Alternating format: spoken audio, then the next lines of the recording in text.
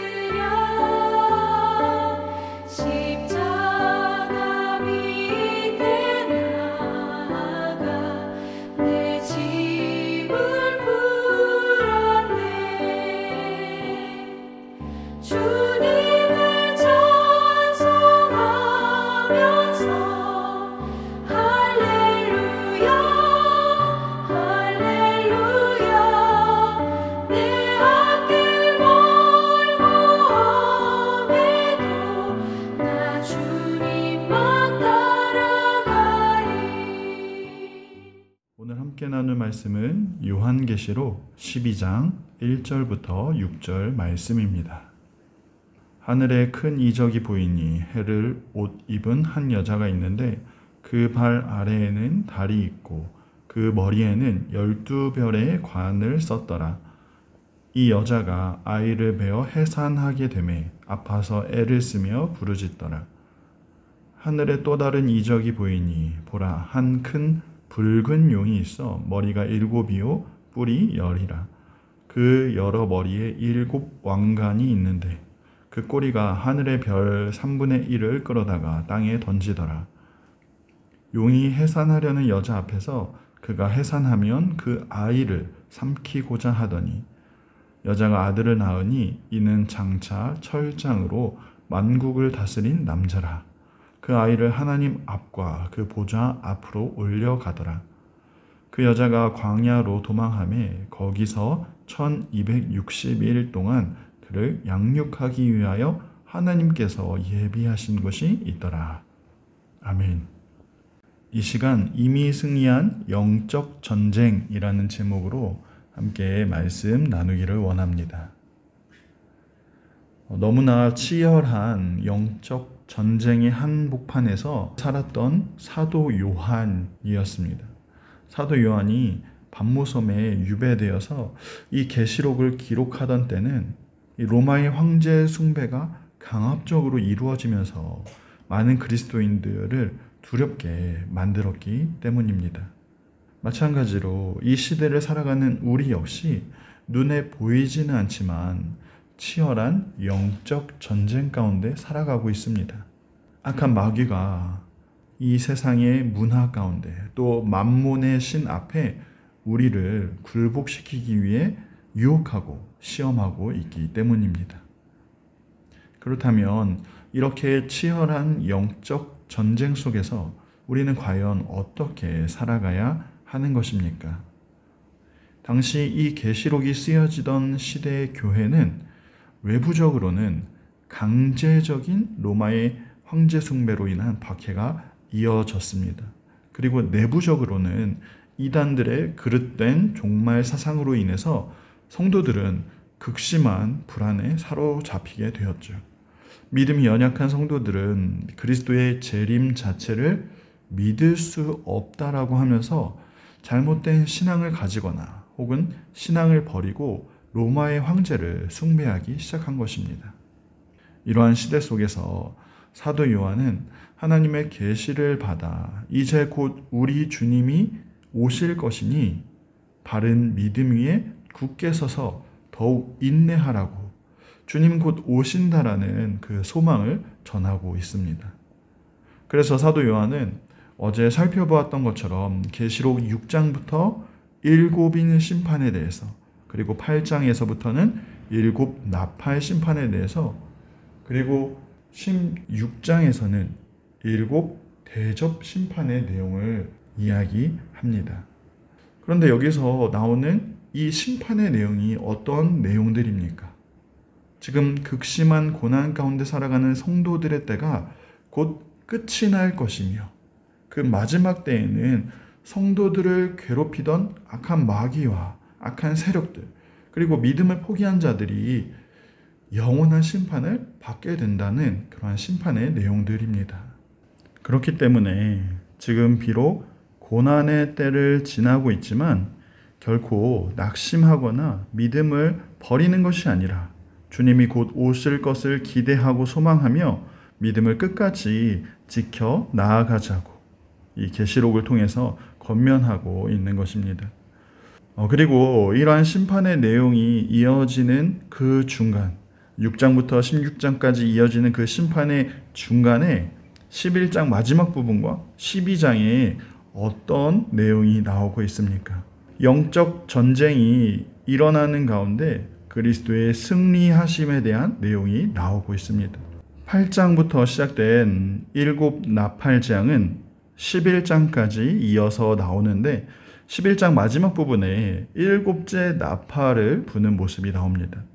이때 큰 음성으로 세상 모든 나라가 우리 주와 그의 그리스도의 나라가 되어 세세토록 왕노릇 하시리로다 외치는 소리가 들리는 것이죠. 7번째 나팔과 함께 천상에서 드려지는 이 예배의 모습인데 그때는 온 열방이 그리스도를 왕으로 모시며 경배하게 됩니다. 완전한 하나님의 왕국이 임하게 되고 하나님의 통치와 주권이 완전히 이루어지는 그때입니다. 최종적인 승리와 함께 주의 이름을 경외하는 모든 자들, 끝까지 믿음을 지켜온 자들에게 하나님의 상이 내려지게 되고 믿지 않는 자들에게는, 믿음을 포기한 자들에게는 심판이 임하게 된다 말씀합니다. 여기서 우리가 기억해야 할 중요한 사실은 이러한 환난 중에도 어려운 시간 속에서도 주의 이름을 경외하는 자들에게는 결국에 하나님의 상이 주어진다라는 사실입니다. 하늘의 상을 받게 되는 그때가 분명히 곧 임하게 된다라는 것이죠. 완전한 승리가 선포되는 그날이 분명히 오기 때문에 지금 이 고난을 통과하는 동안에도 우리가 믿음을 잘 지켜내야 한다라고 우리를 위로하고 있는 것입니다. 이어서 12장에서는 또 다른 환상에 대한 내용이 나오고 있습니다. 바로 천상의 전쟁의 모습이죠. 환상 가운데 한 여인이 등장을 하는데 이 여인은 해를 옷 입고 있으며 그 발 아래는 달이 있고 머리에는 12별의 관을 쓰고 있습니다. 여기서 나오는 이 한 여인은 거룩한 교회, 곧 하나님의 백성들을 상징합니다.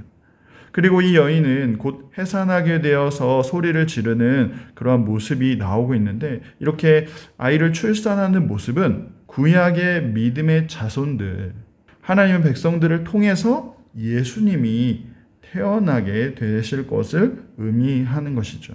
근데 문제가 하나 있습니다. 옛뱀 마귀가 이 태어날 어린아이 곧 예수님을 삼키고자 준비하고 있다는 것입니다. 이러한 모습은 악한 마귀가 예수님의 계획을 방해하려는 그런 모습들을 의미하는데 그래서 성경에 보면 메시아의 탄생을 막기 위해서 헤롯을 통해서 2살 아래 아기를 모두 죽이기도 하였습니다. 광야에서는 마귀가 그리스도를 직접 시험하여서 넘어뜨리려 하기도 했고 공생의 기간 동안에 마귀는 수시로 예수님의 사역을 방해하기도 하였습니다.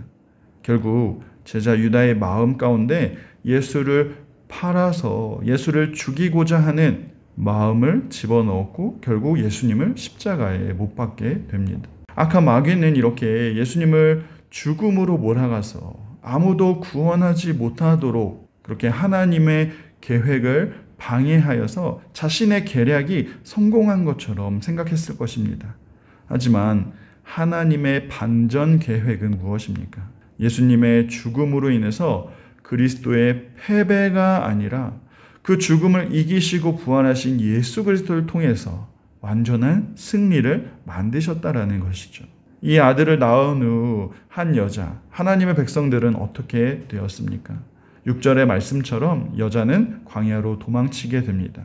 하지만 사실 도망친 것이 아니라 하나님이 이 여인을 보호하기 위해서, 이 여인을 양육하기 위해서 광야로 이끌어 가신 것입니다. 마찬가지로 이 시대를 살아가는 주의 백성들도 광야의 시간을 보내야 한다라는 그런 의미이고, 그 시간은 결국 우리를 양육하는 시간이 된다라는 사실이죠. 사랑하는 성도 여러분, 지금 우리도 이 광야의 시간을 통해서 믿음의 시험을 통과하고 있는 중입니다. 이 시간은 우리의 믿음이 자라도록 케어받는 그런 복된 시간이고, 그리고 분명한 것은 이 광야의 시간이 끝이 날 때가 곧 반드시 온다라는 것입니다. 이제 7절의 말씀을 보시면 하늘에 본격적인 전쟁이 일어납니다. 천사장 미가엘과 천사들, 그리고 용, 곧 마귀와 그의 수하들이 전쟁을 하게 되죠. 하지만 용과 그 수하들은 결코 승리를 얻지 못하고 땅으로 쫓겨나게 되는데, 이 쫓겨나 마귀가 하려고 하는 일이 대체 무엇입니까? 17절에 보시면 그 여자의 남은 자손, 곧 하나님의 계명을 지키며 예수의 증거를 가진 자들과 더불어 싸우려고 바다 모래 위에 서 있더라. 여자의 남은 자손은 곧 이 시대의 교회의 신실한 성도를 이야기합니다. 그런데요, 그 성도의 모습이 어떻습니까? 하나님의 계명을 지키는 자들이고 예수의 증거를 가진 자들이라 이야기합니다. 악한 마귀는 이러한 신자, 이러한 성도들과 싸우기 위해서 이 땅에서 지금도 우는 사자와 같이 시험하려고, 또 유혹하려고 애를 쓰고 있는 것이죠.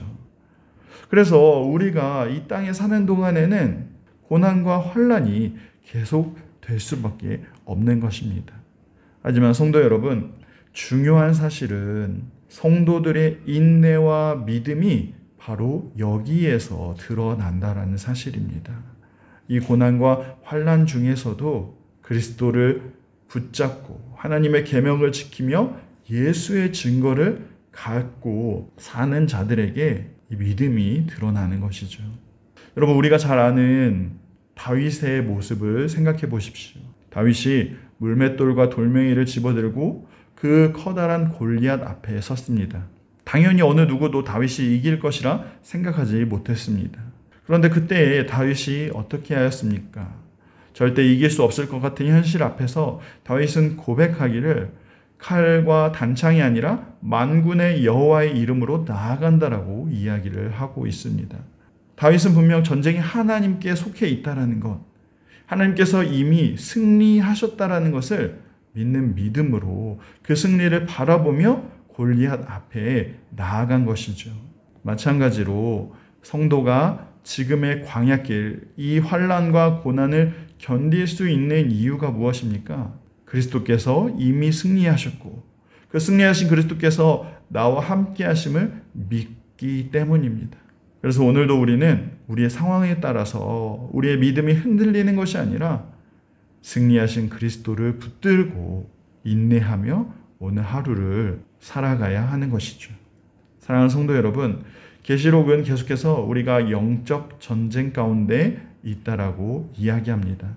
하지만 이미 그리스도께서 승리하셨다라는 사실을 분명히 선포하고 있는 것이죠. 그리고 완전한 승리가 곧 온다라고 우리에게 위로하고 있습니다.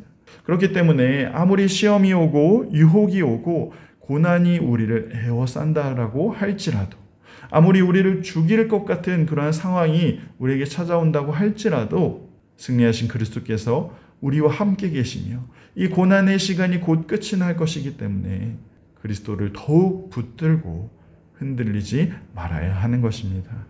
사랑하는 성도 여러분, 이미 승리하신 그리스도를 기억하시고 오늘 하루도 주님 붙들고 다시 일어서는 우리의 모습이 되길 간절히 소망합니다. 성도의 인내와 믿음이 환난 가운데 결코 무너지지 않도록 이미 승리하신 예수를 붙들고 오늘도 주와 함께 승리의 걸음을 걸어가는 저와 여러분 다 되시기를 간절히 소망합니다. 기도하겠습니다. 사랑하는 하나님, 우리의 인생이 광야와 같음을 고백합니다. 결코 쉽지 않은 인생이고 여러 가지 문제들 속에서 유혹들, 시험들, 고난을 통과하고 있는 우리의 모습들을 보게 됩니다.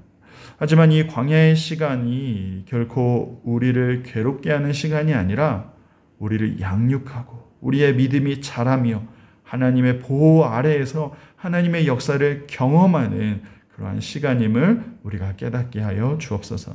그래서 우리가 비록 광야길을 걷고 있지만 지금 비록 고난 가운데 있을지라도 이미 승리하신 그리스도께서 우리와 함께 하심을 믿음으로 우리 역시 담대하게 믿음의 발걸음을 걸어가게 하여 주옵소서. 하루하루가 힘겨운 성도들에게 오늘 위로를 더하여 주시고 믿음을 더하여 주셔서 이 믿음의 발걸음 끝까지 걸어갈 수 있도록 우리를 붙들어 주옵소서.